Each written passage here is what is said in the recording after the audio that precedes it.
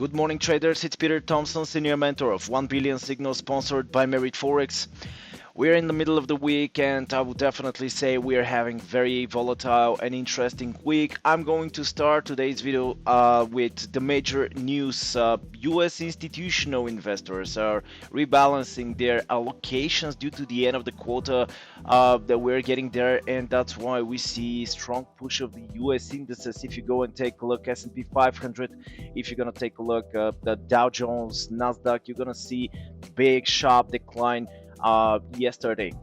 So US indices are going down, stepping back. The same time, US dollar is not reacting much. As you can see on the chart in front of you, your US dollar. In such a cases, usually we have to see a strong drop to the downside. But specifically about the Euro US dollar, the chart in front of us, Eurozone shows consumer activity returns to pre-pandemic levels. So this is definitely supporting the euro at the moment. What we got until the end of the week on the economic calendar today: pending home sales 2 p.m. GMT, crude oil inventories. Crude oil is facing a resistance level, which we're gonna take a look in about a minute. We have inventories 2:30 p.m. Governor Bali is going to give a speech. 3:45, exactly the same time, Federal Reserve Chairman Powell is going to give a speech. Yesterday we got nothing much from Powell, but let's see if today he has more to say. After that, on Thursday, we're gonna have a gross domestic product for UK 6 a.m. GMT. Initial jobless claims 12:30. Very important event because it's showing the labor market strength or weakness in the United States. And on top of that, as you know, the Federal Reserve is following pretty closely the labor market and the inflation in US in order to take any decisions towards their interest rates.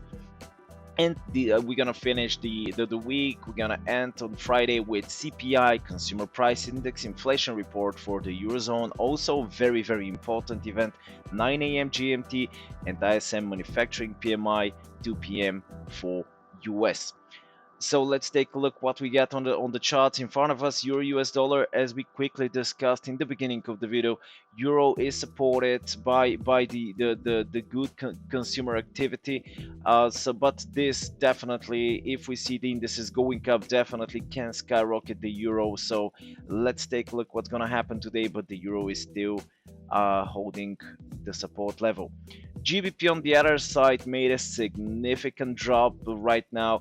The great British pound, you know about the problems in United Kingdom, especially about their labor market right now. After Brexit, they are facing some obstacles, and this is definitely putting a lot of pressure on the great British pound. Yesterday we've seen drop of 180 pips. This is actually the result. This is what happens when there is nothing much to support the currency, the base currency, like the GBP in this case.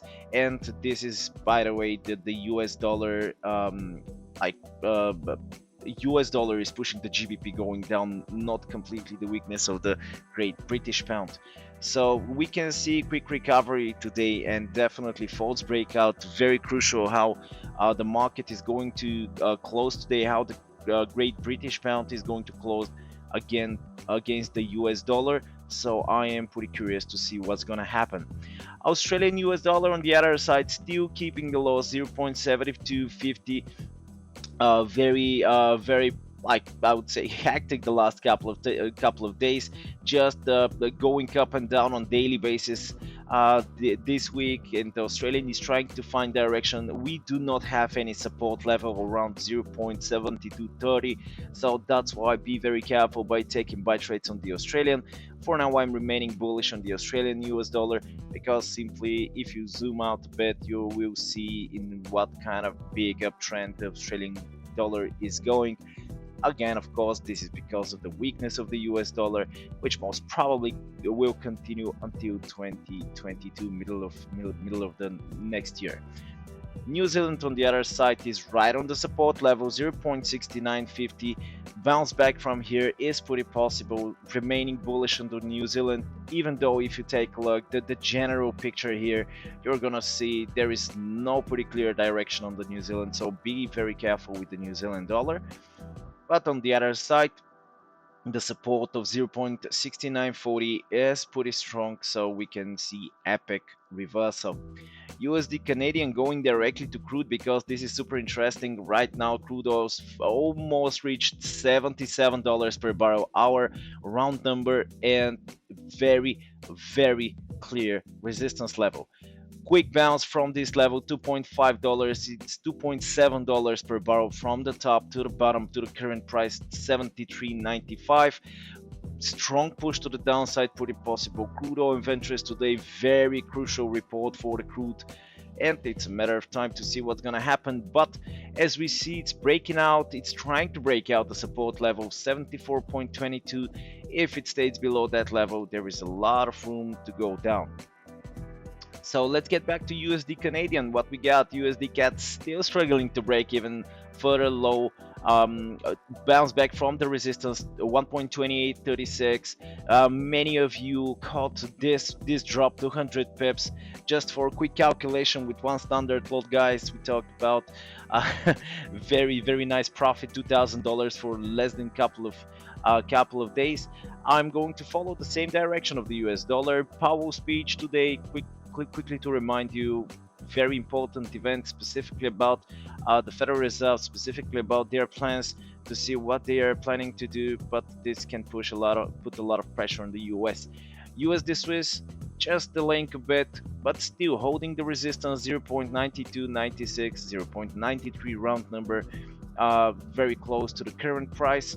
Push to the downside, tried to push to break through the support 0.92, didn't manage to. Quick return to the upside and eventual drop until the end of the week is pretty possible on the USD Swiss. So just a little bit patience and we'll see what's gonna happen. And the USD Japan on the other side, completely ignoring what's going on around the world, pushing through the resistance level in order to reach the next resistance, something that I'm going to put right now here, 111.67. Let me just like this. Okay, I'm gonna change the color, 111.67, and bounce back from here, pretty possible. I'm stepping away from the USD Japan for now, simply because, as you can see, we don't have pretty clear price action ranged for quite some time, for more than 1 month, 2 months here. So that's why I'm going to focus myself on different instruments.